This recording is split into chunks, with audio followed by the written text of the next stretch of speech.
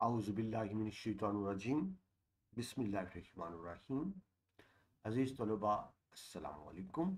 मैं हूँ आप सबका मामून मददगार मुशर्रफ महमूद और आपको इल्म व अदब अकेडमी में खुशामदीद कहता हूँ, इस उम्मीद के साथ कि बेटा आप खुश व खुर्रम होंगे और अल्लाह ताला की रहमतों से भरपूर तरीके से लुत्फ़ अंदोज़ हो रहे हैं। हम बेटा सालेवल इस्लामियात के लेक्चर्स कर रहे हैं। आखिरी चैप्टर है चैप्टर 4 तारीफ कुरान और हदीस, और आज हम बात करेंगे तारुफ हदीस की। आपकी किताब में पेज नंबर 64। सबसे पहले देखें हदीस के मानी क्या होते हैं। हदीस बेटा कहते हैं गुफ्तगू को, जो गुफ्तगू की जाती है उसको हदीस कहते हैं। ठीक है जी। लेकिन जब हम इस्लामी इस्तिलाह की बात करेंगे तो फिर इस्लामी इस्तिलाह में हदीस के क्या मायनी है कि नबी पाक मुस्तफ़ा सल्लल्लाहु अलैहि वसल्लम की गुफ्तगू, या आप कह लें नबी पाक के फरामी, नबी पाक ने जो बातें की, जो हुक्म दिए, जो नसीहतें की, तो उनको हदीस कहेंगे। हम आमतौर पर सुन्नत और हदीस को एक ही लफ्ज़ में इस्तेमाल करते हैं, एक ही मायनों में इस्तेमाल करते हैं, किसी हद तक मायने एक ही हैं। हदीस वो जो आपने फरमाया, और सुन्नत वो जिस तरीके पर आप चले। ये नहीं समझ लें कि हदीस थ्योरी है तो सुन्नत उसका प्रैक्टिकल है। लेकिन ज़हन में रखें, हदीस और सुन्नत दोनों चीज़ें दरअसल कुरान पाक की तशरीह है। नबी बेटा अपनी तरफ से कुछ नहीं कहते, नबी अपनी तरफ से कुछ नहीं करते, सवाए उसके जिसका अल्लाह हुक्म दे। तो अल्लाह ताला ने जो कुरान पाक में लिख कर बता दिया, नबी पाक की शक्ल में वो करके दिखा दिया। तो हदीस और सुन्नत दरअसल कुरान पाक की ही अमली तशरीह होते हैं। ठीक है, ये पहले तो आपको मतलब पता हो हदीस का मतलब क्या होता है। कुरान पाक, ये अब आपकी किताब को अगर हम लेकर चले, कुरान पाक दीन फितरत है, दीन फितरत की आखिरी और मुकम्मल किताब। हम बेटा बार बार बात करते रहे, इससे पहले जितने अंबिया आए वो भी सच्चे थे, बरहक थे, उन पर उतरने वाली किताबें भी बरहक थी। लेकिन दो बातें ज़हन में रखें। पहली बात, पहले अंबिया पर जो किताबें उतरी वो सिर्फ उनकी मखसूस कौम के लिए और मखसूस वक्त के लिए थी। सो हदायत भी उस मखसूस कौम के लिए, मखसूस वक्त के लिए थी। वो हदायत बाद के लिए या किसी और कौम के लिए नहीं थी। ठीक है जी।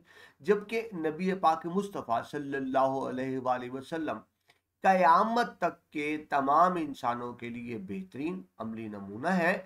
सो आप पर जो किताब उतरी वो किसी मखसूस कौम कबीले के लिए नहीं है, वो क़यामत तक के तमाम इंसानों के लिए है जो नबी पाक पर नाजिल की गई। तो ये आखिरी किताब, फाइनल किताब, फाइनल एडिशन कह लें अल्लाह ताला के इंस्ट्रक्शंस का, आपको इस किताब का मुबल्लिग व मुअल्लम बनाकर माबूस किया गया, दुनिया में भेजा गया। चनाचे आपने इस किताब को अव्वल से आखिर तक लोगों को सुनाया। ठीक है जी। यानी कुरानी तालीमात पहुंचाई, लिखवाया, जो आयत उतरती थी उसको लिखवाया करते थे, याद कराया, हिफ्स कराया, बखूबी समझाया, यानी तशरीह बताई, और खुद उसके जुमले अहकामात और तालीमात पर अमल पैरा होकर उम्मत को दिखाया। यानी सिर्फ बताया नहीं। ज़हन में रखे बेटा, पिछले अंबिया और नबी पाक मुस्तफ़ा सल्लल्लाहु अलैहि वसल्लम में फ़र्क ये भी है कि बाकी सिर्फ बता के गए कि ये करो तो कामयाबी है, ये करो तो नाकामी है। लेकिन नबी पाक मुस्तफ़ा सल्लल्लाहु अलैहि वसल्लम बता कर नहीं गए। उन्होंने ये नहीं कहा जो मैं कहता हूं करो, बल्कि ये कहा जैसा मैं करता हूं करो। यानी अपनी जिंदगी को अमली तौर पर उनके सामने पेश कर दिया। ठीक है जी। तो नबी पाक मुस्तफ़ा सल्लल्लाहु अलैहि वसल्लम की जो हयात तैयबा है, यानी जिंदगी मुबारक है, कुरान मजीद की कौली अमली तफसीर व तशरीह।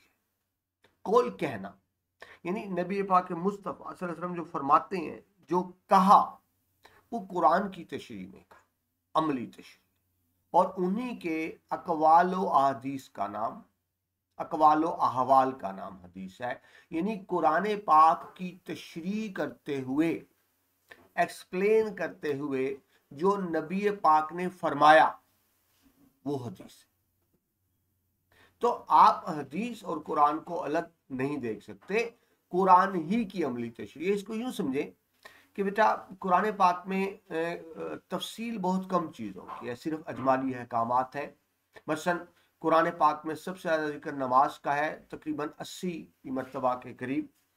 लेकिन पूरे कुरान पाक में कहीं भी नमाज पढ़ने का अमली तरीका नहीं बताया। ठीक है जी, अगर अब नमाज पढ़नी है कुरानी हुक्म पे, तो हमें सुन्नत और हदीस की तरफ रजू करना पड़ता है। हदीस में नबी पाक ने बताया नमाज कैसे पढ़नी है, और सुन्नत में नमाज पढ़ कर दिखा। ठीक है जी, तो हम कुरान पर अमल नहीं कर सकते, कुरानी हदायत पर, जब तक हम नबी पाक मुस्तफ़ा सल्लल्लाहु अलैहि वसल्लम की हदीस को ना देखें, जो कुरान की असल तशरीह। ठीक है जी, अरबी में लफ्ज़ हदीस वही मफहूम रखता है, यानी वही मायने रखता है जो उर्दू में गुफ्तगू या बातचीत से। ठीक है जी, तो नबी पाक मुस्तफ़ा सल्लल्लाहु अलैहि वसल्लम ने जो गुफ्तगू की और बात के जरिए पयाम इलाही, अल्लाह ताला का पयाम लोगों तक पहुंचाया, अपनी तकरीर के जरिए, अपने बयान के जरिए, और जो अल्लाह की किताब की शरअ की यानी तशरीह की, न सिर्फ तशरीह की बेटा, बल्कि जिससे मैंने आपको बताया खुद उस पर अमल करके भी दिखा दिया। ठीक है जी, तो उसको हम कहते हैं हदीस। आप इस बात को यूं भी समझ सकते हैं कि नबी पाक मुस्तफ़ा सल्लल्लाहु अलैहि वसल्लम का हर फरमान हदीस है। क्योंकि ज़हन में रखें, ये हमारे ईमान का हिस्सा है कि बेटा नबी अपनी तरफ से कुछ नहीं कहते, वो सिर्फ वो कहते हैं जो अल्लाह ताला उनसे कहलवाता है। ठीक है जी, इस बात को इस तरह भी देख सकते हैं कि इस तरह जो चीज़ें आप सल्लल्लाहु अलैहि वसल्लम के सामने हों, यानी किसी ने कोई काम किया, कोई बात की, कोई अमल किया, और आप देखकर खामोश रहे, तो इसको भी दीन का हिस्सा समझ। क्योंकि अगर वो काम गलत होता, वो बात गलत होती, तो आप टोक देते, आप रोक देते। अगर आपने रोका नहीं तो इसका मतलब दीन में जायज है। ठीक है, और इसी से आप समझ लें, इस तरह अगर कोई ऐसी बात होती और आप टोक देते, तो पता चल जाता कि दीन में इसकी इजाजत नहीं। क्योंकि अगर इस तरह आप कह सकते हैं कि किसी चीज को देखकर नबी पाक का खामोश रहना भी हदीस में शामिल हो जाता है।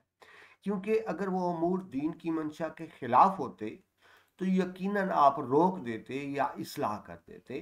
तो इस तरह नबी पाक मुस्तफ़ा सल्लल्लाहु अलैहि वसल्लम के फरामीन भी हदीस में शामिल है, और जिस चीज़ को आपने होते देखा और खामोश रहे, तो वो भी हदीस में शामिल है। या आपने कुछ चीज़ होते देखी, उसकी इस्लाह कर दी, तब्दीली कर दी, और कहा कि इसको ऐसे नहीं, ऐसा होना चाहिए था, तो वो भी हदीस में शामिल है। लेकिन बेटा एक अहम बात जो मैं आपसे बार बार कर रहा हूँ कि हदीस क्या है, ये दरअसल कुरान पाक की ही तशरीह है। नबी बेटा अंबिया कराम जितने भी हैं, ठीक है जी, वो कभी भी अपनी तरफ से कोई बात नहीं कहते। उनका हर कौल, हर फेल, हर अमल अल्लाह ताला की रजा, हुक्म, खुशनुदी और हदायत के ताबे। ठीक है जी, आगे ही बात आ गई हदीस की दीनी हैसियत क्या है, यानी हदीस शरीफ का दीन में दर्जा क्या है।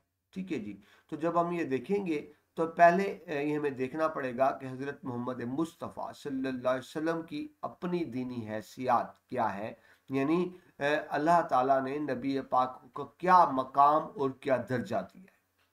अल्लाह ताला ने बेटा नबी पाक को क्या मकाम दिया, तो ज़ाहिर है इसके लिए हमें कुरान से रजू करना पड़ेगा। कुरान पाक में निहायत सराहत, सराहत कहते हैं तफसील, तफसील के साथ बयान किया गया नबी पाक मुस्तफ़ा सल्लल्लाहु अलैहि वसल्लम का मकाम। ये 5 मुख्तलिफ आयात इसमें कोट की गई हैं नबी पाक का मकाम बताने के लिए। क्योंकि देखिए बेटा, जिसका मकाम जितना बुलंद होता है, उसकी बात की हैसियत उतनी ज्यादा। ठीक है जी, तो नबी पाक का मकाम देखते हैं मुख्तलिफ 5 कुरानी आयात की शक्ल में, तो उतनी ही नबी पाक के फरमान की फिर हैसियत और होगी। लेकिन बड़ी सिंपल सी बात, ये तो आप समझाने के लिए कहा, मेरे नबी पाक मुस्तफ़ा सल्लल्लाहु अलैहि वसल्लम का हर फरमान, हर हुक्म हमारे लिए काबिल पाबंदी है। उस पर अमल करके हम दुनिया आखिरत की सारी कामयाबियां हासिल कर सकते हैं। ठीक है जी, तो पहला नंबर पे देखें, आपकी ज़ात कुदसी, कुद्स पाक हर मोमिन के लिए उसवाए हुस्ना है। बेटा कुरान ने कह दिया, बात खत्म।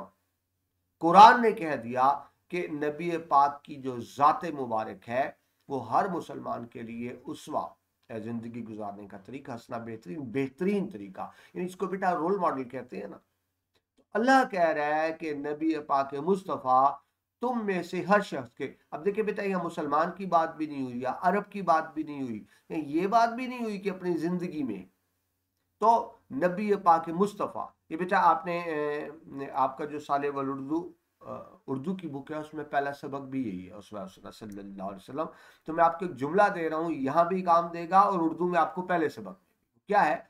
नबी पाक मुस्तफ़ा सल्लल्लाहु अलैहि वसल्लम कयामत तक के तमाम इंसानों की तमाम हैसियतों के लिए बेहतरीन अमली नमूना है, जिनकी तकलीद करके वो दुनिया और आखिरत की तमाम कामयाबियां हासिल कर सकते हैं, हर शख्स के लिए और हर शोबे के लिए। ठीक है जी। सूरह अहज़ाब अल-अहज़ाब की आयत नंबर 21 में अल्लाह ताला फरमाते हैं तहकीक, यानी तहकीक, ये बात अंडरस्टूड है, ये बात तयशुदा है, यानी इट इज द तहकीक को अगर आप इंग्लिश में कहेंगे तो क्या कहेंगे, it has been established, it is the established law. वो क्या है, तहकीक तुम्हारे लिए रसूलुल्लाह सल्लल्लाहु अलैहि वसल्लम की जिंदगी में बेहतरीन नमूना मौजूद, यानी इससे अच्छा रोल मॉडल मिल नहीं सकता। यानी इसके लिए, ये किसके लिए नमूना है, जो डरता हो अल्लाह से और आखिरत से और जिक्र इलाही कसरत से करता। जो बेटा अल्लाह से नहीं डरता वो तो फिर काफिर मुशरिक है ना, वो तो जो चाहे करे। लेकिन जो अल्लाह से डरता है, जो आखिरत के दिन पे यकीन रखता है कि एक दिन अल्लाह के सामने पेश होना है, जो अल्लाह का जिक्र करता है, तो फिर उसको जिंदगी कैसे गुजारनी चाहिए, उसको जिंदगी ऐसे गुजारनी चाहिए जिस तरह नबी पाक मुस्तफ़ा सल्लल्लाहु अलैहि वसल्लम ने फरमाया, जिस तरह कहा और जिस तरह से करके दिखाया। ठीक है बेटा, तो ये कुरान ने वाज़ेह तौर पर बता दिया कि नबी पाक मुस्तफ़ा सल्लल्लाहु अलैहि वसल्लम के इस्लाम में, दीन में क्या हैसियत है, और उनके फरमान, उनकी सीरत, उनकी बातों की क्या हैसियत है। नंबर 2, दूसरी कुरान की आयत में बताया गया कि आपका इत्तबा, इत्तबा होता है बेटा पैरवी करना, यानी उनकी बात मानना, उनके हुक्म पे चलना। आपका इत्तबा सब पर फर्ज है, सब पर कहा, उन सब पर जो अल्लाह को मानते हैं। सूरह आराफ आयत नंबर 158, तो ईमान वालों, सो ईमान, ये मेरे ख्याल में गलत था, सो ईमान लाओ अल्लाह। ठीक है जी, यानी ये तो पहले बुनियादी शर्त है ना, अल्लाह पे ईमान लाएंगे। सो ईमान लाओ अल्लाह पर, उसके भेजे हुए नबी उम्मी पर। अब बेटा नबी तो नबी पाक मुस्तफ़ा सल्लल्लाहु अलैहि वसल्लम की बात हो रही है।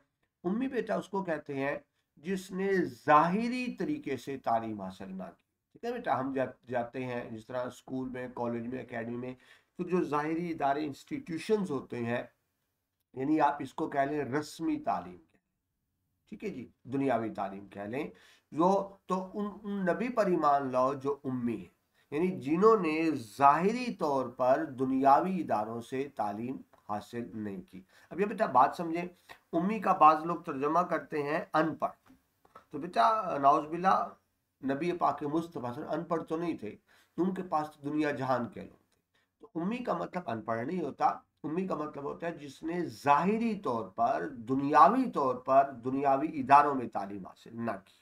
ठीक है जी, तो हुक्म क्या है, सो ईमान लो अल्लाह पर, उसके भेजे हुए नबी उम्मी पर, जो कि यकीन रखता है अल्लाह पर, ठीक है जी, और उसके सब कलामों पर, और उसकी पैरवी करो। कलाम बेटा यानी अल्लाह ताला ने जो किताबें उतारी अंबिया पर, कुरान पाक से पहले भी जितने अंबिया आए उन पर जो किताबें उतारी हैं उनका जिक्र हो रहा है कि जो जो ईमान रखता है अल्लाह पर, नबी पाक मुस्तफ़ा पर सल्लल्लाहु अलैहि वसल्लम, और उसके सब कलामों पर जो अल्लाह ने भेजे, तो उसकी पैरवी करो।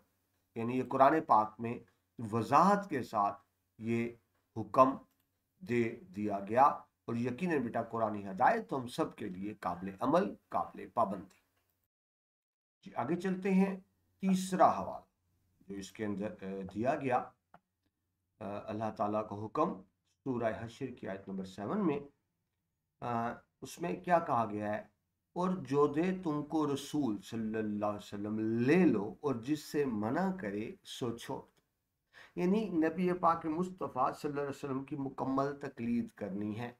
जो वो दें, यानी वो जो हुक्म करें, जो बताएं, उस पर अमल करो, और जिससे रोकें उसको, उससे रुक जाओ। अभी हम बात समझें कि कहा गया ना जो रसूल दें वो ले लो। अब दें का मतलब कोई अमली चीज भी हो सकता है, ठीक है जी, और हदायत भी हो सकती है। देखिए ना, मैंने ये एक चीज दी और दूसरी बात क्या है कि हदायत दी। तो नबी जो हदायत दें या अमलन कोई चीज दें तो वो ले लो, और जिससे रोके मना करो। यानी हमने अपनी लाइक डिसलाइक पर नहीं चलना, अपनी पसंद नापसंद पे नहीं चलना, बल्कि नबी पाक मुस्तफ़ा जो हमारे लिए पसंद करें हमारी पसंद वही होनी चाहिए, जो नापसंद करें हमारी नापसंद वही होनी चाहिए। जो हुक्म दे करना है, जिससे रोको बात आना है। ठीक है जी, अल्लाह ताला फरमा रहे हैं सूरह हश्र की आयत नंबर 7 में। आगे चले पॉइंट नंबर 4 में। जो आयत बयान हुई वो बड़ी सिंपल सी बात, हुक्म दिया गया कि आपकी अतात तमाम मुसलमानों पर फर्ज है। ठीक है, बात खत्म। It's the absolute order. इसमें कोई इफ एल्स नहीं है, जो कंप्यूटर की ज़बान में कह लें, कोई इफ एल्स नहीं है, कोई कंडीशन नहीं। उर्दू में कह लें ये मशरूत हुक्म नहीं, गैर मशरूत हुक्म है। हर शक्ल में नबी पाक की अतात करनी है। हम ये नहीं कह सकते फला मामलात में अतात करनी है, फला मामलात में अतात नहीं करनी। हम ये भी नहीं कह सकते कि कुरान के फला हुक्म के तहत अतात करनी है, फलां के तहत हुक्म के तहत अतात नहीं करनी। क्योंकि बेटा कुरान पाक भी नबी पाक पर ही नाज़िल हुआ, और कुरान पाक के बेहतरीन शारे यानी तशरीह करने वाले भी नबी पाक मुस्तफ़ा सल्लल्लाहु अलैहि वसल्लम है। तो हम कुरानी आयत का भी खुद मफहूम नहीं निकालेंगे, हम कुरान की तशरीह भी वो करेंगे, हम उस तशरीह को तस्लीम करेंगे जो नबी पाक मुस्तफ़ा सल्लल्लाहु अलैहि वसल्लम ने की, क्योंकि कुरान पाक आप पर नाज़िल हुआ। तो कुरान सीधा कह रहा है कि आपने अतात करनी है। सूरह मोहम्मद जो आपके नाम पर सूरत की आयत नंबर 33 सल्लल्लाहु अलैहि वसल्लम, ऐ ईमान वालो हुक्म पर चलो अल्लाह के, और हुक्म पर चलो रसूल के। ठीक है, अब देखिए जहां बेटा अल्लाह ताला ने अपनी अतात का हुक्म दिया है, साथ ही रसूल पाक सल्लल्लाहु अलैहि वसल्लम की अतात का हुक्म दिया। आप कुरान पाक में बेटा नबी पाक का मकाम देखिए, बेशतर जगहों पे जहाँ अल्लाह का जिक्र आता है साथ नबी का जिक्र आता है। अभी आपने पढ़ा जो अल्लाह और उसका रसूल दे ले लो, जिससे रोके रुक जाओ। यहाँ क्या आ गया, हुक्म पर चलो अल्लाह के अल्लाह के रसूल के। हत्ता कि बेटा जब हम कलमा भी पढ़ते हैं, एक शख्स सारी जिंदगी कहता रहे ला इलाहा इल्लल्लाह, ला इलाहा इल्लल्लाह, ला इलाहा इल्लल्लाह, वो काफिर मरेगा, मुशरिक मरेगा, जब तक साथ मोहम्मद रसूलुल्लाह सल्लल्लाहु अलैहि वसल्लम नहीं कह देता। तो जहाँ अल्लाह ताला का नाम आया, साथ ही नबी पाक मुस्तफ़ा सल्लल्लाहु अलैहि वसल्लम का नाम आया। 5वें नंबर पे बेटा जो कुरान की आयत दी गई, सूरह नूर की आयत नंबर 54, क्या सिंपल कहा गया कि अगर तुम हदायत चाहते हो तो हदायत कहाँ से मिलेगी, नबी पाक मुस्तफ़ा सल्लल्लाहु अलैहि वसल्लम से मिलेगी। उनके अलावा तुम्हें कहीं से हदायत मिल नहीं सकती। तो क्या कहा गया, और अगर उसका कहा मानो तो राह पाओ। किसका, नबी पाक मुस्तफ़ा सल्लल्लाहु अलैहि वसल्लम का। अगर हमने राह पानी है बेटा, राह का मतलब सीधा रास्ता, सिराते मुस्तकीम। अगर हम सिराते मुस्तकीम के मुतलाशी हैं, सीधे रास्ते पर चलना चाहते हैं, तो हमें क्या करना होगा, नबी पाक मुस्तफ़ा सल्लल्लाहु अलैहि वसल्लम की अतात करनी होगी। इसके अलावा कोई दूसरा सीधा रास्ता यकीनन मौजूद नहीं। ठीक है, इन आयात से मालूम होता है कि नबी पाक मुस्तफ़ा सल्लल्लाहु अलैहि वसल्लम ने जिस कदर उम्मत को हदायतें दी, यानी जो भी इंस्ट्रक्शन दी या जो जो चीज़ें उनसे बयान फरमाई, ठीक है जी, यानी जो कहा, जो हुक्म दिया और जो कहा, और किताब हिकमत की तालीम के झैल में जो कुछ भी फरमाया, यानी जिस तरह भी आपने कुरान पाक की तशरीह फरमाई। मैंने भी कहा कुरान की कौन सी तशरीह दुरुस्त होगी, जो मेरे नबी पाक मुस्तफ़ा सल्लल्लाहु अलैहि वसल्लम ने की। जिन चीज़ों को हलाल और जिन चीज़ों को हराम ठहराया, नबी पाक ने फैसला कर दिया ये हलाल है ये हराम है। बाहमी मामलात, आपस की डीलिंग, ताल्लुकात, हुकूकुल इबाद कह लें, वह कज़ा में जो कुछ फैसला फरमाया उन सब की हैसियत दीनी और तशरीह है। यानी मेरे नबी पाक मुस्तफ़ा सल्लल्लाहु अलैहि वसल्लम का हर फरमान, हर हुक्म हमारे लिए काबिल पाबंदी है, क्योंकि नबी पाक का हर फरमान, हर बात हमारे लिए हुक्म का दर्जा रखती है। मैं एक ही बात में तो बार बार कह रहा हूँ कि नबी अपनी तरफ से कुछ खुद नहीं कहते, वो जो भी कहते हैं अल्लाह ताला के हुक्म और इज़्न से कहते हैं। यही वजह बेटा, बल्कि यही नहीं, आपकी किताबें लिखे हुए नबी पाक मुस्तफ़ा सल्लल्लाहु अलैहि वसल्लम की पूरी जिंदगी उम्मत के लिए बेहतरीन नमूना है, जिसकी इत्तबा भी बेटा कहते हैं पैरवी करना, कॉपी करना, उस रास्ते पर चलना। इत्तबा पैरवी का हमको हुक्म दिया गया पूरी जिंदगी नबी पाक के। बेटा ज़हन में रखें, पूरी जिंदगी, इस बात पर गौर करें। आप नबी तो 40 साल में बने थे, तो ये नहीं कहा गया कि नबूवत के बाद की जिंदगी, उम्र आपकी 63 साल है, 40 साल तक आप बाकी इंसानों की तरह आपकी आपकी जिंदगी थी, 40 साल में आपको नबी चुना गया, तो बहसियत नबी तो 23 साल है आपकी आपकी उम्र बहसियत नबी। लेकिन ये नहीं कहा गया कि नबी बनने के बाद आपकी जिंदगी पे अमल करो, पूरी जिंदगी। यानी इसका मतलब है कि नबी बनने से पहले भी आप उन तमाम बुराइयों से पाक थे जो अरब मुआशरे में आम थी। तारीख बताती है आपने, बल्कि आपके माँ बाप ने भी कभी बुत परस्ती नहीं की थी, कभी शिरक नहीं किया था। तो पूरी जिंदगी की यहां बात की गई, इस बात को समझिए। आप सल्लल्लाहु अलैहि वसल्लम की अतात हर उम्मती पर फर्ज है, बात खत्म, उसमें कोई तखसीस नहीं। जो आप हुक्म दें उसका बजा लाना, यानी उस पर अमल करना, इंप्लीमेंट करना, जिससे मना करें उसे रुक जाना, हर मोमिन के लिए लाजिम और जरूरी है, हर मोमिन के लिए। मुख्तसर ये कि आपकी अतात ही हकीकत में अल्लाह ताला की अतात है। क्योंकि बेटा मैं बार बार एक ही बात करूं, नबी अपनी तरफ से कुछ नहीं कहते, वो वही कहते हैं जो अल्लाह की तरफ से हुक्म होता है। तो नबी की अतात अल्लाह ताला की अतात है, नबी की नाफरमानी अल्लाह ताला की नाफरमानी है। अगर हम अल्लाह ताला की खुशनुदी हासिल करना चाहते हैं तो उसके लिए ज़रूरी है कि नबी पाक की अतात करें। इसके बगैर हम अल्लाह ताला की खुशनुदी और रजा हासिल नहीं कर सकते। चनाचे कुरान पाक में तशरी है, तशरी बेटा वजाहत को कहते हैं, सूरह निसा की आयत नंबर 80। और जिसने हुक्म माना रसूल का, उसने हुक्म माना अल्लाह। ठीक है जी, यानी नबी का हुक्म मानना अल्लाह का हुक्म मानना है। और फिर कोई बात कि नबी की नाफरमानी अल्लाह ताला की नाफरमानी के ज़ैल में आती है।